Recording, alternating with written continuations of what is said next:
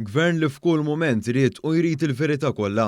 Dan kien wieħed mill-messaġġi ewlenin li bagħat il-Prim Ministru Robert Abela waqt li kien intervistat il-ħadd filgħodu fuq One Radio. Dr. Abela kien qed jirreferi għal każ ta' Gian Paul Sofija li issa l-inkjesta maġisterjali dwaru tinsab konkluża. Fil-fatt il-Prim Ministru spjega kif issa li ġiet konkluża l-inkjesta maġisterjali jista' jibdew investigazzjonijiet permezz ta' xi inkjesta oħra mingħajr il-biża' li jkun hemm xi interferenza. Dr. Abela tkellem dwar l-importanza ta' disċiplina proċedurali fejn jidħol il-kors tal-ġustizzja mingħajr intħili minn entitajiet ulterjuri inkluż dak tal-politiċi.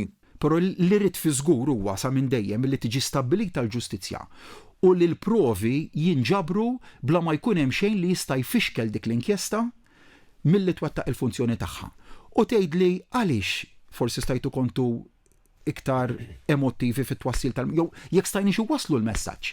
Għaliex dejjem hemmint fid-disċiplina proċedurali li kemm jista' jkun inħallu l-inkjesta maġisterjali twettaq il-funzjoni tagħha f'serenità. Hawnhekk Dr. Abela nnota l-aġir tal-oppożizzjoni li għamlet mill-każ ta' Gian Paul Sofija ballun politiku partiġan. Minkejja dan kollu l-Prim Ministru sqar li l-Gvern se jibqa' fokat li wasal il-ġustizzja brabta ma' dan il-każ imma mhux biss. Fil-fatt Dr. Abela mer referenza għas-settur tal-kostruzzjoni fl-intjier tiegħu. Fost l-oħrajn irrimarka kif din il-ħidma favur aktar serjetà fis-settur ma bdietx issa iżda wara l-ħruġ tar-rapport Quintano wara inċidenti ieħor f'Santa Venera. Fost l-oħrajn minn dakinhar l-hawn ġiet imwaqqfa l-Awtorità tal-Bini u l-Kostruzzjoni u issa l-introduzzjoni tal-liġi li tobbliga l-liċenzjar tal-kuntratturi. Dawn se jkunu qed jibgħatu messaġġ li minnu serju u kwalifikat biss jista' jaħdem f'dan il-qasam b'differenza għal dik li kienet in-norma fil-passat. Aħna għadna daqshekk minnu serju jaħdem mhux minn l-inserju biss issa li minnu serju u jgħaddi l-kriterji tal-liċenzja jista' jaħdem minn mhux serju u ma jgħaddix it-test tal-liċenzja, allora bir-rispett kollu jmur jaħdem f'settur ieħor mhux f'dan is-settur li huwa ta' sogru għal ħadd ieħor.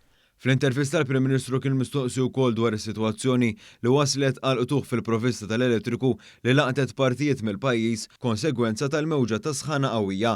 Dr. Abela elenka l-ħidma li saret f'dan il-qasam fejn sa ftit snin ilu pajjiżna kellu sfidi serji fejn tidħol il-ġenerazzjoni tal-elettriku fil-waqt li assigura li l-kapaċità tal-provvista hija ferm aktar mid-domanda bħalissa. Il-Prim Ministru spjega wkoll li se tkompli l-ħidma biex tissaħħaħ is-sistema tad-distribuzzjoni tal-elettriku li qed taffaċċja pressjoni fuqha minħabba temperaturi għoljin li waslu biex joħolqu sħana madwar il-cables tad-dawl b'riżultati li jfeġġu ħsarat fihom.